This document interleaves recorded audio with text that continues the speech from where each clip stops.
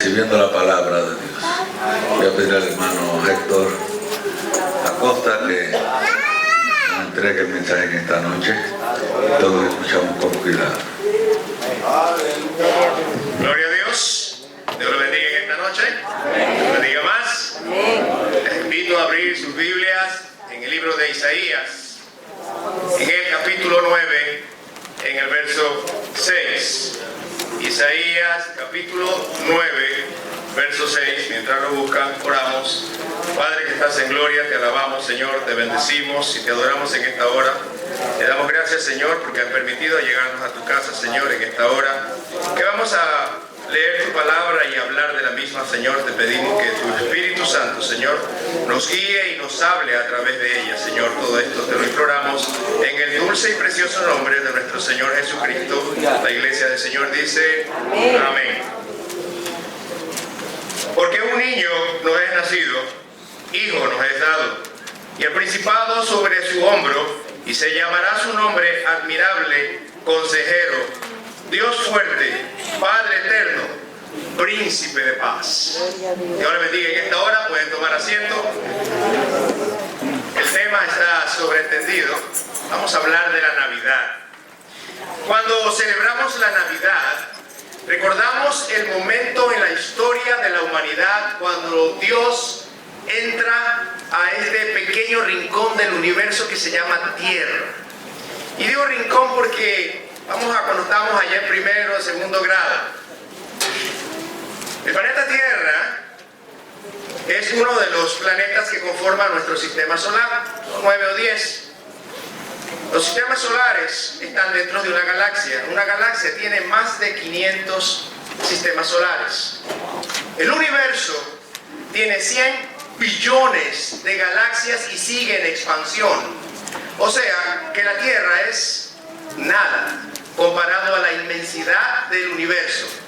En esa nada, en ese puntito en el espacio, Dios, un día en la historia, decidió entrar como ser humano en ese polvo microscópico dentro del universo. A eso nosotros le podemos llamar, teológicamente hablando, la encarnación de Dios, cuando Dios se hizo hombre. Pero cuando usted vea un pesebre y diga, pues la Navidad es que Dios se hizo hombre, todavía usted está muy lejos de entender lo que es la Navidad. Nuestra mente humana no puede entender lo que sucedió hace más de 2000 años. Nuestra mente humana no puede alcanzar a entender el evento, lo que sucedió en aquel día, en esa primera Navidad. Usted no podrá entender eso si usted no sabe a ciencia cierta quién es ese bebito Jesús, quién es el Señor Jesús y cuál es la idea, el plan que Él trajo definido en ese día. Porque si usted llega a entender eso, denle un gloria a Dios en este momento. Gloria a Dios. Más fuerte, gloria a Dios. Gloria a Dios. ¿Cuántas personas hay aquí? Como unas 40, 60 personas. ¿Saben qué pasó en la primera Navidad? Dice la Biblia, dice la palabra de Dios, que descendieron huestes de ángeles, huestes, millares de millares de millares de ángeles, y todos a coro unísono dijeron, gloria a Dios, gloria a Dios, paz en la tierra y buena voluntad a los hombres. Para que usted pueda entender por qué millares de millares de millares de ángeles descendieron para decir gloria a Dios, usted tiene que saber quién es el Señor Jesús y cuál fue ese magnífico plan que trajo para que usted entienda la Navidad y pueda celebrar la Navidad y cuál es la idea de la Navidad.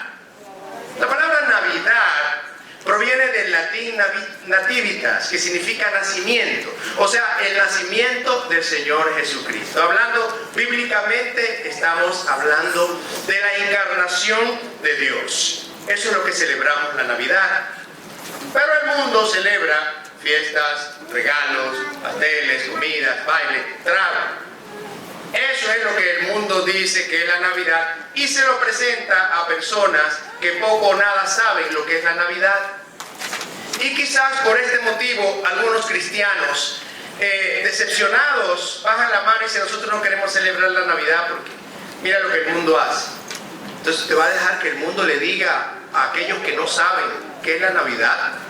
¿Se acuerdan como dijo el etíope? ¿Y cómo voy a entender si no me explican? Pues quién más que nosotros los cristianos que sabemos qué es la Navidad, aprovechar este momento para decirle al mundo que no sabe qué es la Navidad, qué es la Navidad.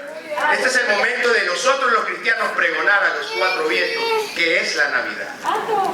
Con mucha tristeza escucho a algunos predicadores locales y fuera de aquí hablar en contra de la Navidad. Estaba escuchando el otro día una predicación de un pastor boliviano, se llama David Damon. Él dice que es judío, aunque la comunidad judía boliviana no lo reconoce. Por eso es lo que estaba leyendo. Su familia no quiere hablar del tema, pero en esta noche no vamos a hablar del estatus de él o lo que él diga que sea. Pero sí quiero hablar lo que él dijo en una de sus predicaciones. Y cito textualmente lo que dijo. Dijo: la Navidad es una fiesta pagana. Cualquier cristiano que celebre la Navidad es un pagano, porque es una fiesta pagana. Bueno, siendo un predicador de la palabra, quiero creer que él tiene un problema léxico-sintáctico de lo que quiere decir. Pienso yo que lo que él quiso decir es que no se celebre, porque ya les dije lo que es la Navidad, la natividad del Señor, la encarnación, hablando teológicamente. Estoy hablando aquí con un pueblo que conoce muy bien lo que es la Navidad, o lo que significa la palabra Navidad. Me está diciendo en otras palabras que no puedo celebrar la encarnación de Cristo. Quiero pensar que él no dijo eso. Que lo que él está diciendo, como dicen otros, es celebrarlo el día. O sea, el problema, vamos a decir que es que sea el 25 de diciembre. Quiero pensar que eso es. Porque en el afán de puritanizar todas las cosas, queremos paganizar esta fiesta, que es una de las más grandes dentro del cristianismo, que es la Navidad. Si nosotros los cristianos no le decimos al mundo lo que es la Navidad, ¿quién piensa usted que le va a decir al mundo que es la Navidad? No piensen en los testigos de Jehová, ellos no creen en Jesús. No piensen en los musulmanes, porque ellos tampoco creen en Jesús como Dios. Los budistas, los ateos, el mundo, no, mi hermano. Ninguno de ellos va a hacer eso. Somos nosotros. Pero tal vez digan: no, mi hermano, yo no quiero celebrar la Navidad porque eso es una fiesta pagana y yo con el paganismo no quiero nada que ver. Bueno, si usted no quiere ver nada con el paganismo, tenemos un serio problema, empezando por mi persona. Pues mi nombre es un nombre pagano, yo me llamo Héctor, no es bíblico. A lo mejor si me llamara Don Otoniel, como jueces, o si me llamara Joel Laptía, como uno de los profetas, tal vez. Pero aún así, si usted tiene un nombre bíblico, también tiene un problema. Porque usted nació en un día de la semana y todos los días de la semana son ofrendados a un Dios pagano. Lunes a la luna, el jueves a Júpiter, el sábado a Saturno. Pero ¿me está entendiendo lo que quiero decir? O sea, no es el llegar a los extremos. No estamos celebrando un día, estamos celebrando un evento. Sí, hermano, pero Jesús no nació el 25 de diciembre. Sí, es verdad que no nació el 25 de diciembre. Eso es interesante, pero no es lo más importante. Lo más importante es que vino, no es el día. ¿Pero cuándo lo quiere celebrar? ¿En abril? ¿En agosto? ¿En octubre? No, aprovechemos ahora. Ahora cuando el mundo quiere decir que es la Navidad, yo le voy a decir al mundo lo que es la Navidad. Yo le voy a decir al mundo lo que es la Navidad porque yo soy cristiano. Y yo le quiero decir al mundo qué es la Navidad. Porque si nosotros no lo hacemos, ¿quién lo va a hacer? Si es una fecha, imagínense las fechas. Ahora mismo con la tecnología, entre usted a historychannel.com, ponga el día que usted nació y ponga un día en historia para que usted vea todos los eventos que han pasado en el día de su cumpleaños. A lo mejor no celebra nunca más su cumpleaños. O si usted nació el 31 de octubre, no, ese es el día de las brujas. O sea que si hacemos un culto aquí, como se hizo una vez el pastor, una vigilia, nos estamos uniendo a las brujas porque es el 31 de octubre. Bueno, nos acordamos que el 31 de octubre de 1517 es la época de la Reforma también, o muchos eventos más. No, mi hermano, no es la fecha, mi hermano, es el evento lo que nosotros celebramos, es el evento. Miren, nosotros simpatizamos mucho con los judíos, de hecho nuestra religión es judeo-cristiana. Algunos simpatizan mucho más todavía, quieren comer como ellos, vestirse como ellos, escribir como ellos, hablar como ellos. Pregunto yo en esta noche, ¿piensan ustedes que los judíos dejarían de celebrar una de sus fiestas porque cae en un día que aparentemente es un día pagano? Vámonos más cerca todavía. Hanukkah empezó ayer este año, hoy es el segundo día. Pero el año pasado empezó el 24 de diciembre. La fiesta dura 8 días. El segundo día de Hanukkah fue el 25 de diciembre. Pregunto, ¿piensan ustedes que los judíos van a dejar de celebrar e ir al templo, ir a la sinagoga, darle gracias a Dios y hacer un culto a Dios? Porque ese es un día que, como dicen algunos, es el cumpleaños de Hércules, es el solsticio, el sol invicto, el no sé qué, por aquí, por allá. ¿Piensan ustedes que ellos van a suspender su fiesta? ¿Por qué ese día es eso? ¿Piensan ustedes que ellos no van a celebrar Hanukkah y darle gracias a Dios por el milagro ocurrido? Seguro que no, mi hermano. Claro que lo van a celebrar. ¿O hay algo de malo en ir al templo a darle gracias a Dios y a celebrar y a exaltar su nombre? Seguro que no, lo están haciendo bien. Y no es lo mismo lo que hacemos nosotros aquí en la iglesia cuando venimos de Navidad, a hacer un culto, a cantarle al Señor, a alabarle al Señor, a predicar la palabra del Señor, a exaltar lo que Él hizo un día. Es lo mismo, mi hermano. Es más, les cuento algo. ¿Sabe quién estuvo en una fiesta de Hanukkah? El Señor Jesús. Juan 10, 22. La Biblia habla de la fiesta de la dedicación. Y la de Hanukkah no es una fiesta bíblicamente instituida como la Pascua, como la de los tabernáculos, como la de los panes sin levadura. Sin embargo, es un evento que sucedió en el año 165 a.C., cuando la lámpara que estaba en el templo tenía aceite para un día y duró 8 días. Eso es señal de un milagro. A eso se reúnen a darle gracias a Dios. El Señor Jesús cumplió con muchas de las tradiciones que no invalidan la palabra de Dios, como asistir al templo en la fiesta de Hanukkah, como Lucas 4:16, que dice que iba a los sábados, según la tradición, a leer la palabra y hablar de ella. ¿Hay algo de malo en reunirse un sábado a escuchar un culto, a leer la palabra de Dios? Claro que no. Sabatino van a decir por ahí, no. No hay nada de malo en reunirnos un día sábado a escuchar la palabra de Dios. Ahora, las cosas que Jesús sí combatió fue cosas de tradición que invalidaban la palabra de Dios, como cuando aquellos fariseos se le acercaron y dijeron: Rabí, ¿por qué tus discípulos no se lavan las manos antes de comer, rompiendo así la tradición de nuestros ancianos, nuestra costumbre? Porque claro, nosotros nos lavamos las manos porque es aseo, pero ellos se lavaban las manos porque creían que cuando ingerían los alimentos se santificaban. Eso es lo que ellos pensaban. ¿Y qué le contestó el Señor Jesús? Oh, ustedes están molestos por eso. Y no se molestan entonces cuando ustedes, por sus tradiciones, rompen la palabra de Dios, violando el mandamiento de honra a padre o madre, cuando dicen: mi ofrenda a Dios es todo lo que yo le pueda dar a mi padre o madre. O sea, no le doy nada a mi padre, sino que esta es la ofrenda. ¿No rompen ustedes las tradiciones así? ¿Ya ven hasta dónde llegamos? Si yo soy cristiano, ¿cómo yo no voy a celebrar la Navidad? Pero yo quiero en esta noche que usted utilice su imaginación. Vamos a retroceder más de 2000 años atrás. Use su mente y piense en una noche de esas así, bien oscura, llena de estrellas como las que hay en el Caribe, en Centroamérica, en Sudamérica, cuando vemos ese cielo estrellado así, full estrella. Hace más de 2000 años, en un rinconcito de Israel, 2 jóvenes, José y María, venían bajando desde Nazaret a la ciudad de Belén, en un recorrido de aproximadamente entre 100 y 110 kilómetros, para los que saben millas, como 80 millas más o menos. Porque un edicto imperial decía que había que los ciudadanos del imperio moverse a cada uno a su lugar de origen, porque se iba a realizar un censo. Lo que el emperador Augusto César no sabía, que eso era plan de Dios, para que la Virgen María no diera luz en Nazaret, sino que se cumpliera lo que estaba escrito en las Escrituras y fuera a Belén. Pero debido a este trajín de este censo, cuando llegaron a Belén no había lugar donde poder hospedarse, porque había mucho movimiento. Quién sabe cuántos días les cogió llegar. Parece que ella tenía 9 meses ya de embarazo al llegar, y lo único que encontraron fue un establo de esos rudimentarios que todavía existe en Belén. Son unas cuevas rústicas en ese lugar. Ahí le tocó a la Virgen María dar a luz, sin su mamá, sin sus hermanas, sin un doctor, sin una buena cama, sin sábanas, sin alcohol. En ese lugar le tocó dar a luz a la Virgen María, al Rey de Reyes y Señor de señores. Hacía su entrada en el universo con un solo propósito: salvarlo a usted y salvarme. Pero esta narración que yo les acabo de hacer es simplemente la carátula, el cover de un libro que contiene una de las historias más importantes que jamás se haya contado en la humanidad. Esto que les acabo de revelar es solamente los colores del libro de afuera, que contiene la siguiente historia.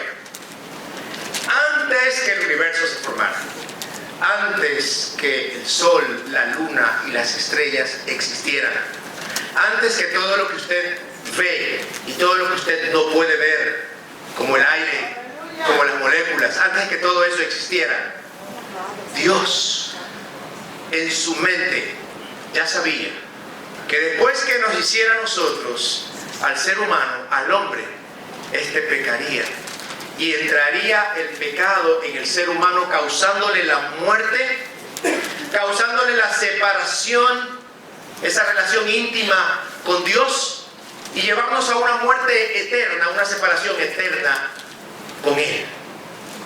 Dice Primera de Pedro, capítulo 1, del 18 al 20, que este plan de salvación, de redención al hombre, fue concebido antes de la fundación del mundo. La Biblia contiene 60 profecías aproximadamente del Mesías, 270 ramificaciones de ellas. Hacen un total de 330 referencias de cómo, dónde, cuándo, por qué, quién y para qué vendría el Mesías. Todas ellas juntas, cumplidas en la persona de nuestro Señor Jesucristo. Jeremías 23, del 5 al 6 dice: He aquí que vienen días, dice Jehová, en el que levantaré a David renuevo justo y reinará como rey, el cual será dichoso y hará juicio y justicia en la tierra. En sus días será salvo Judá, e Israel habitará confiado, y este será su nombre, en el cual le llamarán Jehová, justicia nuestra. Y la llegada del Mesías, la llegada del Señor Jesús, fue en el tiempo perfecto, en el tiempo exacto, ni un minuto antes, ni un minuto después. Gálatas 4:4 dice: Pero cuando vino el cumplimiento del tiempo, Dios envió a su Hijo nacido de mujer y nacido bajo la ley. El Señor Jesús llegó en el momento preciso, hablando histórica, geográfica, social, religioso y civilmente. Llegó en el momento preciso. Dice Isaías 7:14: Por tanto el Señor mismo os dará señal. He aquí que la Virgen concebirá y dará a luz un hijo y llamará su nombre Emmanuel, que significa Dios con nosotros. No un ángel con nosotros, no un ser divino con nosotros, Dios con nosotros. Dios, apréndaselo bien, Dios con nosotros. Eso es el Señor Jesús, Dios con nosotros. Esa profecía fue dada 750 años antes que el Señor Jesús se encarnara en ese bebé allá en Belén. Dice Miqueas 5:2: Pero tú, Belén Efrata, pequeña para estar entre las familias de Judá, de ti me saldrá el que será Señor en Israel, y sus salidas son desde el principio de los días de la eternidad. Otra profecía donde nos dice dónde nacerá el Mesías, en Belén de Judea.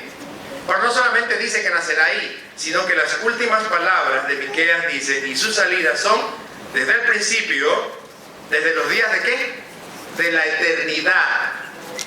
La eternidad es un atributo único y exclusivo de Dios. O sea, que el ser que iba a nacer en esa ciudad de Belén no es otro que nada menos ni nada más que Dios. Porque solamente Él tiene el atributo de ser eterno. Y Él se convertiría en el Cordero perfecto sacrificial, como dice Juan 1:29. Cuando el Señor Jesús se está bautizando en el río Jordán y sube de las aguas, Juan el Bautista dice: He aquí el Cordero de Dios que quita el pecado del mundo. ¿Sabe lo que pasa por la mente de los que están en ese momento ahí? Todos esos judíos, ¿sabe lo que ellos entendieron? Entendieron perfectamente lo que está en Éxodo 12:4, el Cordero Pascual. El cordero que se sacrificaba una vez al año que cubría los pecados. Pero este cordero era perfecto, no venía a cubrir pecados, venía a limpiar los pecados. ¿Usted sabe la diferencia entre limpiar y cubrir? Limpiar es cuando yo barro y levanto la alfombra y meto el polvo debajo de la alfombra. Eso es cubrir. Pero mi esposa limpia, quita la alfombra y barre todo, deja todo limpio. La diferencia entre cubrir y limpiar. El animalito que se sacrificaba una vez al año cubría los pecados. Pero este cordero sacrificial nos limpia de todo pecado. No solamente que nos limpia de todo pecado, vino a derrotar a Satanás y a sus huestes. Vino a salvarme porque yo estaba perdido. Vino a darme vida eterna. ¿Cómo no he de celebrar yo la Navidad, mi hermano, si a eso es lo que vino el Señor? ¡Aleluya! ¿Cómo no he de celebrar yo la Navidad con tanta alegría, sabiendo que un día Dios, en este inmenso universo, decidió venir en un rinconcito del universo solo para salvarme a mí, solo para salvarle a usted? Se tomó esa gran molestia de venir y tomar ese diminuto lugar en toda su creación, donde está la firma de Dios, el universo, la grandeza de Él se ve en esa creación inmensa que es el universo. Pero creo que todos los que están aquí saben lo que es la Navidad, y hay un problema con las personas cuando hablamos de un mismo tema muchas veces. ¿Sabe qué problema tenemos? Que le perdemos la importancia al evento o al asunto del que hablamos, porque se lo repite y se lo repite y se lo repite. Y a veces como que pasamos de largo la importancia. Por eso en esta noche yo quiero avivar la llama de la importancia de lo que es el evento de la Navidad. ¿Por qué los cristianos celebramos Navidad? Mire, hemos tomado un verso, el que tomamos el verso inicial del libro de Isaías. Se sabe que Isaías es el primer libro de los profetas mayores. Su ministerio se realizó en Jerusalén, en Judea, y cubrió 4 reyes: Usías, Jotam, Acaz y Ezequías. Y su predicación siempre fue, como a todos los hombres de Dios de aquella época, enderezar al pueblo de Dios, que buscaran el camino de Dios.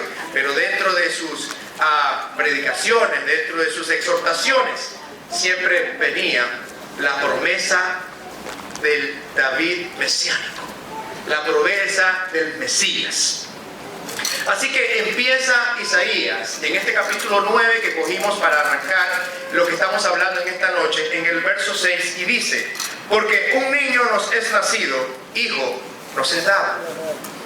Recuerden lo que les dije, Isaías está hablando esto 750 años antes que llegara Jesús. Sin embargo, la expresión es como que ya ha acontecido, pero faltan 750 años. Pero él está hablando como que este hecho ya aconteció, porque esto viene de la mente de Dios, y para Dios no hay ni presente, ni pasado, ni futuro. Lo mismo le da el pasado, lo mismo le da el futuro que el presente, mi hermano. Para Él no hay distinción. 1, 2. Ese es un plan de Dios, y no hay ninguna cosa que sea un obstáculo a los planes de Dios. Cuando se expresa de esa manera es que se da por hecho lo que va a acontecer. Tanto se da por hecho lo que va a acontecer, que lo dice como que ya ha acontecido. Recordemos el evento cuando Ezequiel ve en aquella visión que aquella nube se va del templo, se va por las montañas y se va. La gloria de Dios se fue del templo, se fue de Israel. Pasan 400 años de silencio, mi hermano. 400 años que Dios no habló, para que repentinamente, ¡pum!, el primer día de la Navidad, venga el Señor Jesús. Un niño nos es nacido. Está diciendo que va a venir al mundo nacido, como usted y yo hemos venido al mundo, a través de un nacimiento, pero de una manera muy peculiar. El nacimiento, pero a través de una virgen.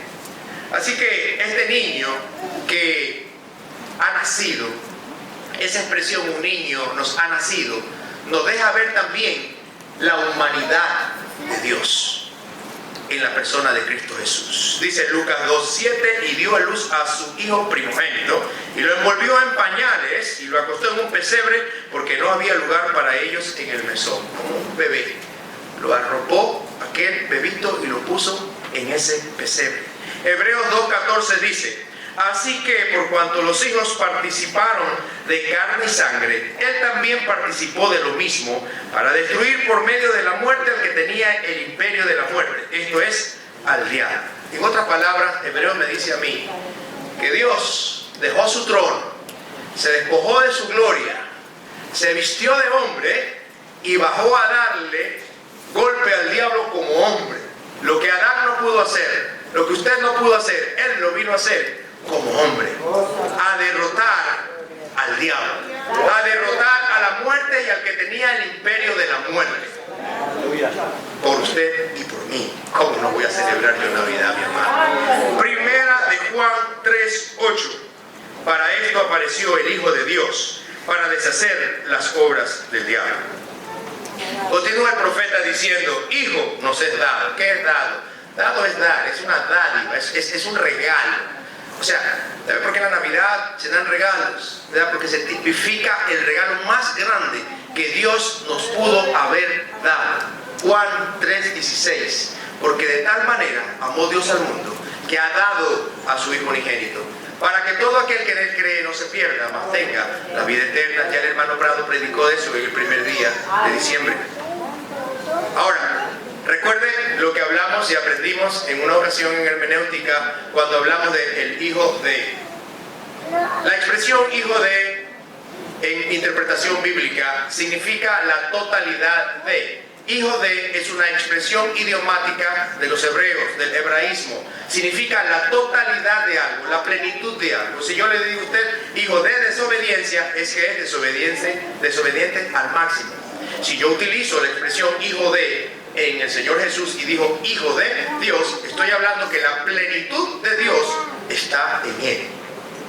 Hermano, pero a los profetas se les llamaba hijo de Dios, a los jueces se les llamaba hijo de Dios. Yo soy hijo de Dios. Juan 1:12 dice que se me ha concedido ser hijo de Dios. Pero déjeme explicarlo de manera sencilla. Jesús es hijo de Dios en sangre directa. Usted y yo somos adoptados por medio de la fe. Él es el unigénito hijo de Dios. Hermenéutica dice que la regla fundamental advierte que la Biblia es su propio intérprete. O sea, toda doctrina, toda enseñanza tiene que estar basada en la Biblia para ser sustentada. Si yo digo que Jesús es el Hijo de Dios y que la expresión Hijo de Dios quiere decir que Él es Dios y que la totalidad de Dios está en Él, yo tengo que probárselo con la Biblia. Y la Biblia nos dice lo siguiente. Colosenses 1:15. Él es la imagen del Dios invisible. ¿Quién es Él? La imagen del Dios invisible. Colosenses 2:9. Porque en Él habita corporalmente toda la plenitud de la deidad. Toda la plenitud de la deidad está en la persona de Cristo Jesús. ¿Qué es Cristo Jesús? Dios.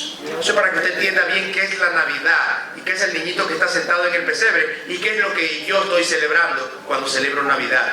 Él es Dios. Juan 14:9 dijo el Señor Jesús, el que me ha visto a mí, ha visto al Padre. O sea, el Padre y yo somos lo mismo. Juan 10:30, yo y el Padre uno somos. Juan 1:1, en el principio era el verbo y el verbo era con Dios y el verbo era Dios. En el principio, ¿qué era? Ya era Dios. O sea, cuando las cosas se iniciaron, él ya era Dios. Era pasado continuo. Siempre ha sido Dios. Cuando dice que Él es el unigénito Hijo de Dios en nuestras Biblias en español, la palabra unigénito viene del griego monogenes. Monogenes significa único, uno solo, no hay otro igual. Es único en su especie. Eso significa monogenes en griego. Traducido a nuestra palabra es unigénito. Él es único. Entonces, todos estos pasajes que yo acabo de leer, lo que me están diciendo a mí, que el calificativo Hijo de Dios aplicado al Señor Jesús, me dice a mí que hay una filiación única de género entre Padre e Hijo. El Padre y el Hijo son uno. Uno en esencia, en naturaleza y en propósito. Así que cuando usted, mi hermano, vea aquella escena del pesebre, aquel niñito en ese pesebre, sépase, mi hermano, que ese es Dios encarnado. Que está en ese pesebre con un propósito exclusivo, vino a este mundo a dar hasta su última gota de sangre para que usted sea salvo. Eso es la Navidad. Imagínense quién estaba sentado en ese pesebre. el Rey de Reyes, el Señor de Señores, el Creador del universo, el Creador de todo lo que existe, el Creador de usted, el que lo tiene respirando a usted en esta hora, estaba en ese pesebre. ¿Cómo no voy a celebrar yo la Navidad, mi hermano? Hijo nos es dado, dice este pasaje. Y luego el profeta le da 5 nombres: admirable, consejero, Dios fuerte, príncipe de paz. Vamos a hablar de cada uno de ellos un poquito. Admirable. ¿Quién es admirable? Una persona excepcional es admirable. Alguien sublime es admirable. Alguien sin igual es admirable. La Biblia dice en Jueces 13:18, un pasaje donde está Manoah, el padre de Sansón, y está haciendo una ofrenda, y aquel ser divino que se le presenta le pregunta: ¿y cuál es tu nombre? Y él le responde: ¿por qué me preguntas cuál es mi nombre? Si mi nombre es admirable. El Señor Jesús. Aquellos que dicen que Jesús no está en el Antiguo Testamento, claro que está. Escudriñenlo. Admirable es Él porque dejó su trono de gloria para venir a este mundo, a nacer en un pesebre y a dar su vida por mí. Por eso es admirable. Admirable porque dejó su gloria. Dejó aquel lugar donde no existe tiempo para venir a esta tierra y sujetarse a un tiempo y esperar 9 meses para poder nacer. Él es admirable porque dejó al Padre y al Espíritu Santo para venir a reunirse con un grupo que luego lo abandonaría, para venir a un pueblo que después lo rechazaría. Dice Juan 1:11: a los suyos vino, mas los suyos no le recibieron. Pedro lo negó, Tomás dudaba, todos los discípulos salieron corriendo. Pero vamos a dejar los discípulos aparte. Y usted y yo, ¿qué hemos hecho con Él? Hemos respondido a lo que Él ha hecho por cada uno de nosotros. Él es admirable porque siendo rey, siendo el Rey de Reyes, dejó todo lo que tenía para venir a este mundo a servir a los necesitados. Por eso es admirable. Es admirable porque cuando trajo su agenda para predicar y enseñar quién es Dios, no lo hizo a la fuerza, no lo hizo doblando los brazos. Más bien, cuando los que escucharon sus predicaciones se resintieron y dieron la vuelta, Él se miró y le dijo a los discípulos: ¿y ustedes se quieren ir también? Pues si quieren ir, váyanse. Y Pedro le dijo: no, Señor, ¿a dónde iremos si solamente tú tienes palabras de vida y de vida eterna? Por eso Él es admirable. Consejero, porque solamente Él tiene consejo de vida y de vida eterna. Consejero, porque solamente Él fue tentado en todo sin pecado, y por eso Él nos entiende y Él nos puede ayudar, porque Él atravesó ya todo esto. Consejero, porque Él puede consolarme en mis vicisitudes y también puede confrontarme en mis errores y en mis pecados.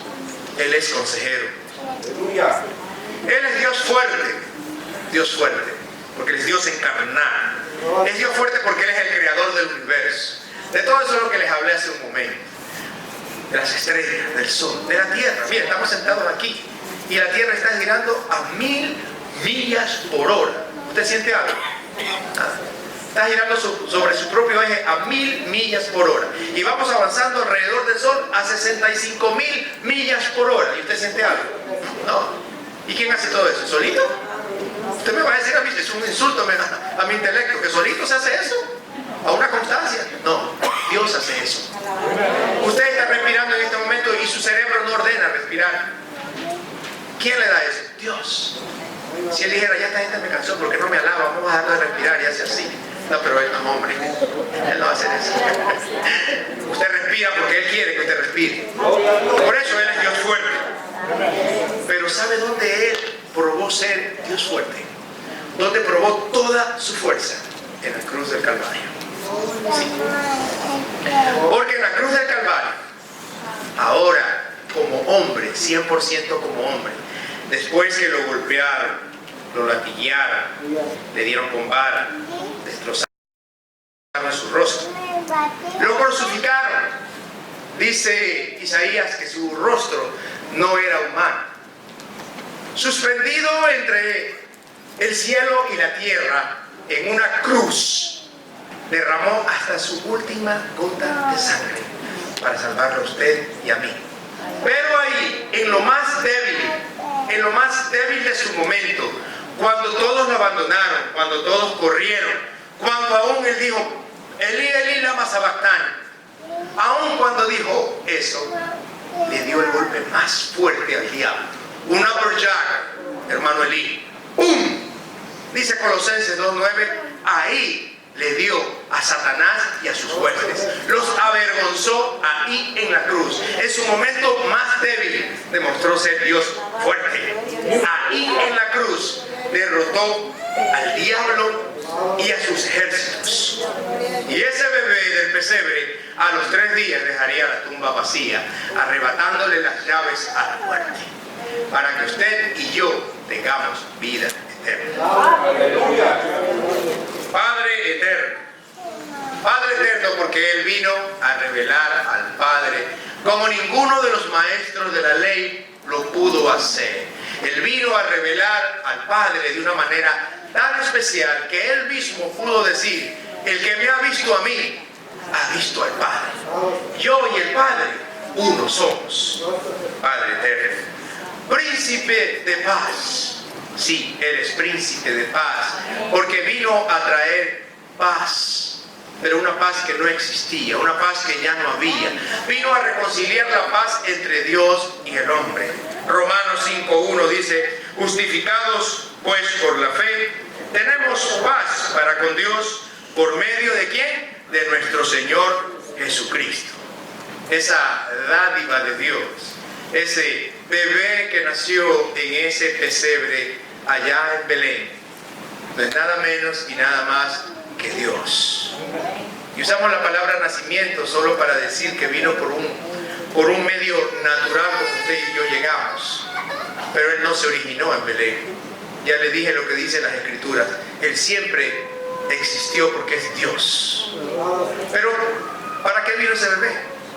¿Qué vamos a hacer con el bebé? ¿Qué voy a hacer con ese regalo? ¿Para quién es ese regalo? ¿Para qué es ese regalo? Lucas 2. Lo invito a abrir su Biblia en Lucas 2, 25 al 32. Y dice, y he aquí en Jerusalén un hombre llamado Simeón. Y este hombre, justo y piadoso, esperaba la consolación de Israel. Y el Espíritu Santo estaba sobre él. Y le había sido revelado por el Espíritu Santo que no vería la muerte antes que viese al ungido del Señor. Y movido por el Espíritu vino al templo.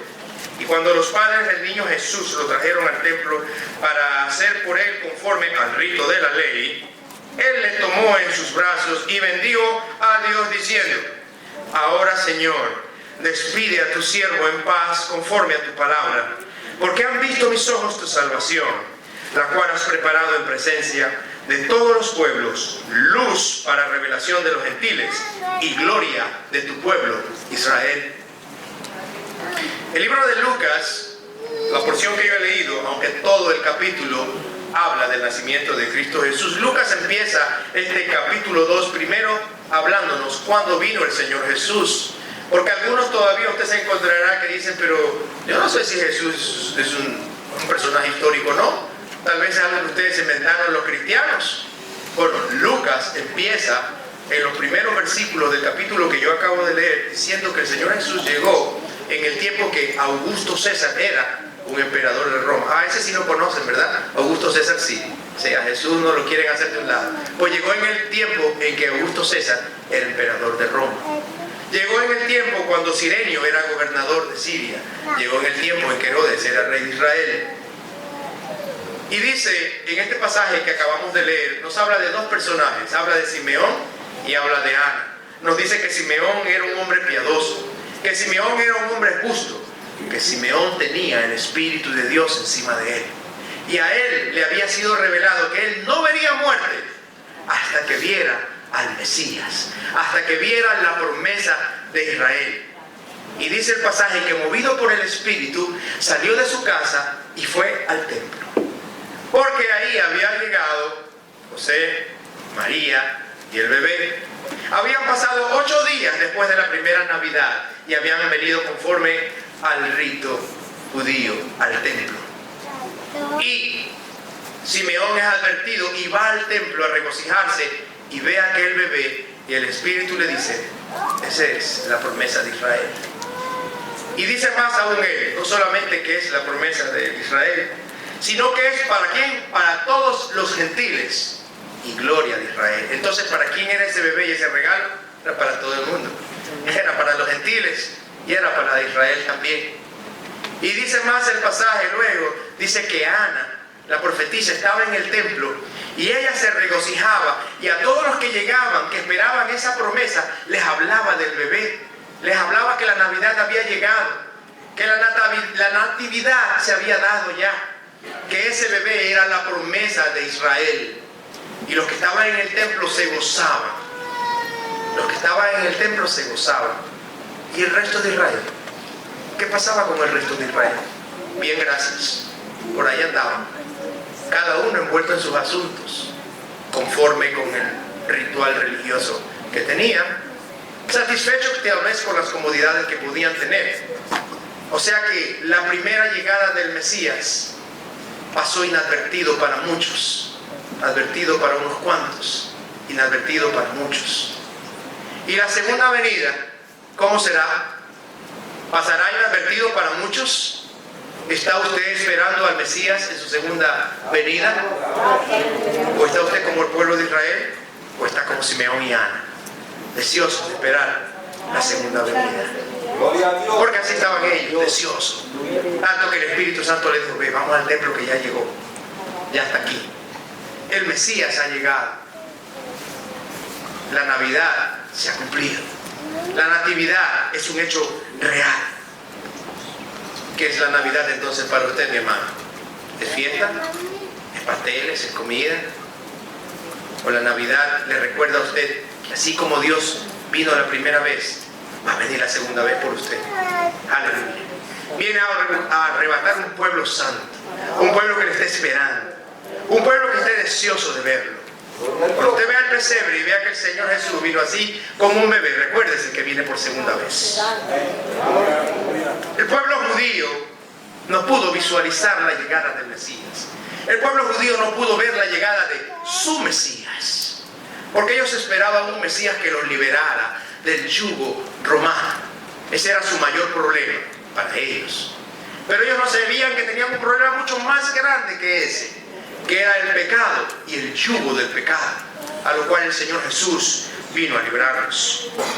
Los judíos mismos no podían conciliar las profecías y no podían entender entre el Mesías sufriente y el Mesías reinante. No podían asimilar cómo es que el Mesías vino a nacer de una manera humilde. No podían asimilar cómo es que podía haber muerto en un madero, en una cruz. No entendían que el Mesías también había venido por los gentiles. Porque muchos de los judíos pensaban que había dos clases de pueblo: los salvados y los perdidos. Los salvados eran los judíos y los perdidos eran los gentiles. Sí, necesitaban salvación, pero no eran merecedores de eso. Lo que servían era para alimentar el fuego del infierno. Eso pensaban algunos. Y quizás usted dirá: vaya, hermanos judíos. Sí, pero nosotros a veces también nos portamos así aquí dentro de la iglesia, con nuestros hermanos. Porque en vez de amarnos los unos a los otros, nos mordemos los unos a los otros. Nos empujamos. Caer en el hoyo y mejor darle un puntapié. Están pasando por un momento crucial y en vez de orar, vamos y le contamos: oye, fulanito, no sabes lo que le ha sucedido a fulano. No le vas a decir a nadie, pero bla, bla, bla, bla, bla, bla, bla, bla. No es así, mi hermano.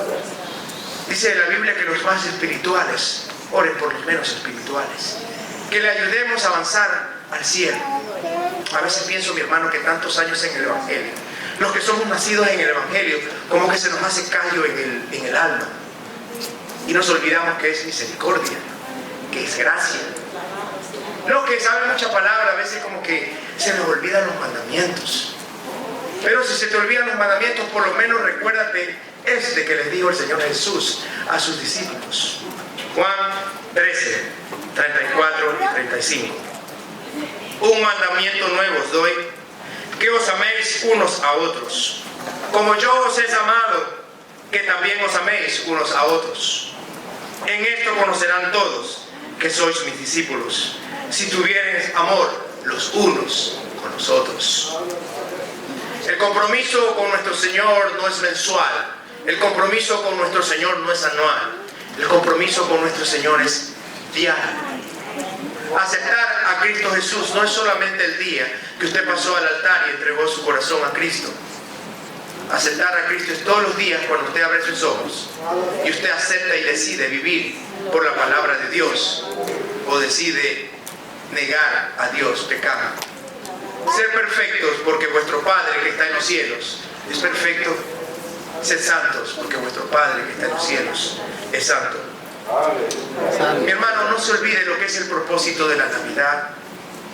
Ese bebé que usted ve en ese pesebre, cuando usted lo ve tipificado en la televisión, en los libros donde habla, ese bebé que está en ese pesebre vino a morir una muerte brutal, así, brutal, a derramar hasta la última gota de sangre, porque sin derramamiento de sangre no hay remisión de pecados. Y vino a derramar su última gota de sangre, ese bebito, para que usted y yo fuésemos salvos. Cuando usted celebre la Navidad, recuérdese que ese que está acostado en el pesebre es el Rey de Reyes, es el Señor de Señores, es el que vino a darle a usted vida eterna, es el que vino a darle a usted relación otra vez con Dios, es el que vino a rescatar lo que se había perdido, es el que vino a darnos vida y vida en abundancia y a preparar un lugar para que usted y yo moremos por la eternidad con Él. Dios le bendiga, Dios les guarde. Feliz Navidad. Cristo es la Navidad.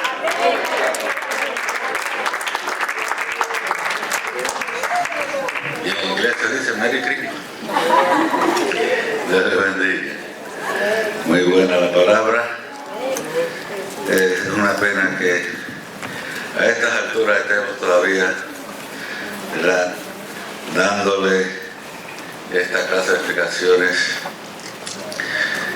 Ya debiéramos nosotros, cuando llegue esta temporada, tener el corazón preparado para agradecer a Dios que envió a su Hijo a la tierra.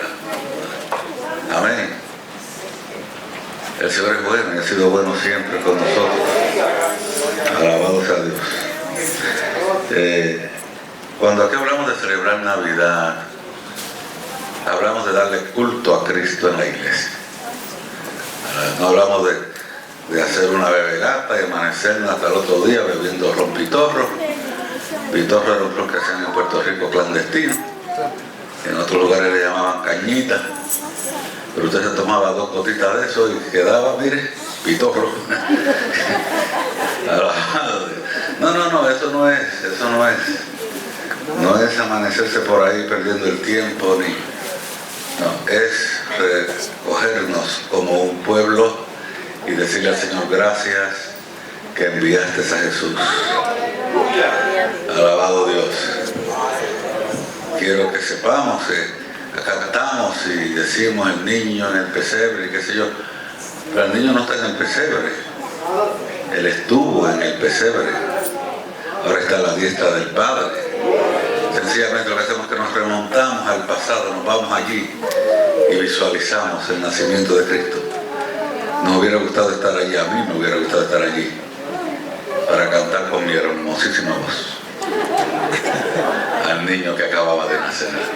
Alabado Dios. Me hubiera gustado estar allí. Amén. Con los pastores.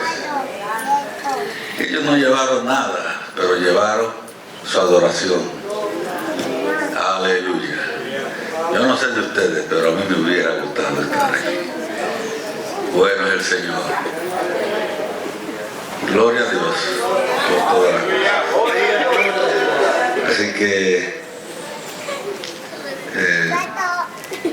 el que no quiera no lo haga, respetamos su posición, pero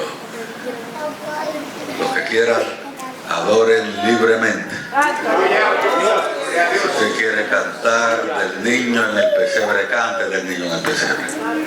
Si quiere cantar de la estrella que guió a los magos, cante de la estrella que guió a los magos, que esa estrella no era otra cosa que una representación del Espíritu Santo. Alabado Dios. Usted quiere bendecir al niño. Bendígalo, que la adoración puede ser retrospectiva también. Yo adoro a Dios por lo que hace hoy, pero lo adoro por lo que hizo ayer también. Alabado sea Dios. Así que el que quiera adorar, adore. Si quieren declamar de la Navidad, declamen de la Navidad. Si quieren cantar, canten de la Navidad. Mire, si quieren cantar de la cruz del dolor el día de Navidad, cante de la cruz del dolor el día de Navidad. Se verá bien ridículo haciéndolo, pero si lo hace de corazón, Dios se va a agradar. Alabado Dios. Pero recuerde que todo lo que hacemos es para adorar a Dios. En la sinagoga alguien hizo algo. Parece que no le gustaba mucho celebrar Navidad en diciembre. Yo era joven en aquel tiempo. Él es un ministro ahora. Se lo voy a acordar algún día, a ver si se acuerda. Y subió y le dieron una parte, eso fue en julio, July, en el verano, para cantar porque canta bueno. Y subió a cantar, y ¿sabe lo que cantó? Noche de paz. Y los hermanos se reían, en lugar de estar adorando a Dios. ¿Pero quién dice que hay que cantar Noche de Paz más que en diciembre? A la hora. Pero fíjese que aún los que no les gusta cantar en diciembre estas cosas, tampoco las quieren cantar en julio. Pero si fue una noche de paz el día que nació Jesús. ¿Usted se imagina que el Viernes Santo yo diga, vamos a cantar al Señor, al mundo paz, nació Jesús? Ustedes se van a reír, pero la verdad es que eso se puede cantar en Viernes Santo también. Ya nuestra mente está programada para cantar estas cosas en esta fecha. Y si nos las cantan en otra fecha, como que no nos rebota. Perdemos la comunión. Perdemos la comunión. Entonces, ¿cuándo vamos a cantar del nacimiento de Cristo? ¿Cuándo vamos? Eso hay que cantarlo, eso hay que predicarlo, eso hay que enseñarlo. Alabado Dios. Pues, aquí tenemos la gran oportunidad. Diciembre. Pastor, que en diciembre, qué sé yo, que se celebraba, ¿qué me importa, no? Lo que celebraban los romanos. De que se celebraban el cumpleaños de Hércules, ¿qué me importa a mí? Yo no estoy celebrando el cumpleaños de Hércules. Alabado Dios. Yo estoy celebrando el nacimiento de Cristo, la encarnación de Dios. Alabado Dios. En cualquier fecha del año que usted ponga a Jesús, que usted quiera celebrar el nacimiento de Cristo, si lo quiere celebrar en febrero, en enero, en septiembre, en octubre, cuando a usted más le guste, algo malo pasó ese día. Busque la historia humana, que de los 365 años, algo malo pasó en ese día en la historia. ¿Cuándo vamos a hablar de estas cosas? Porque todos los días pasó algo malo. Alabado Dios. Pues nosotros no somos de esta tierra. A mí no me importa lo que pasó para los paganos. No me importa lo que pasó en los imperios. No me importa lo que pasó en la historia, porque cuando Cristo nació, ese hecho opacó todo lo que había acontecido en la historia, todo. El nacimiento de Cristo. Alabado Dios. Dios le bendiga, Dios le guarde. Vamos a estar puestos de pie. Feliz Navidad. Aleluya. Merry Christmas. No sé cómo se dice en chino. I am. Yo sé decir en chino. I am. Feliz Navidad. Vamos a celebrar a Cristo. Jesucristo maravilloso. Alabado Dios. Nos vamos a despedir, pero aquí dice, las mensajeras del Señor condado de Brooklyn, tendrán su agape navideño este sábado 16 de diciembre. ¿Hablando de Navidad? Alabado Dios. Van a cantar himnos al Señor ese día.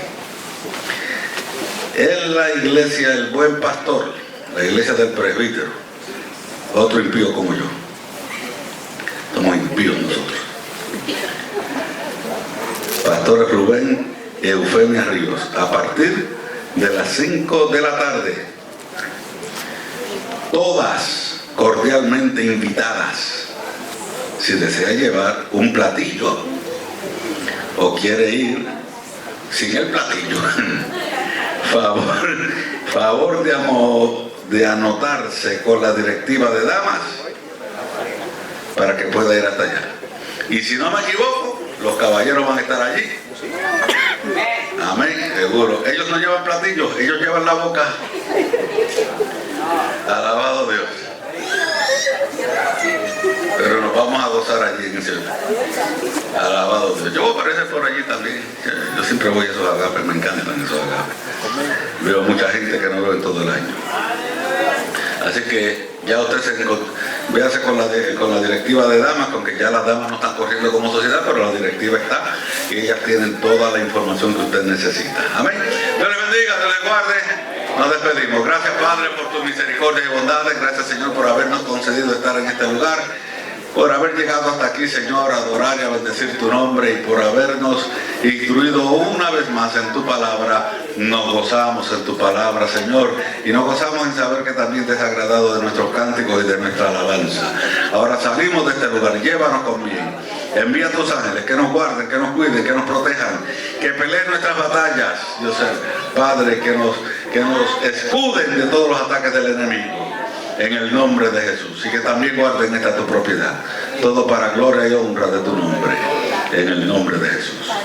Pueblo, que Jehová te bendiga y te guarde, que Jehová haga resplandecer su rostro sobre ti, tenga de ti misericordia, que Jehová alce su rostro sobre ti y ponga en ti paz. Dios le bendiga, Dios le guarde.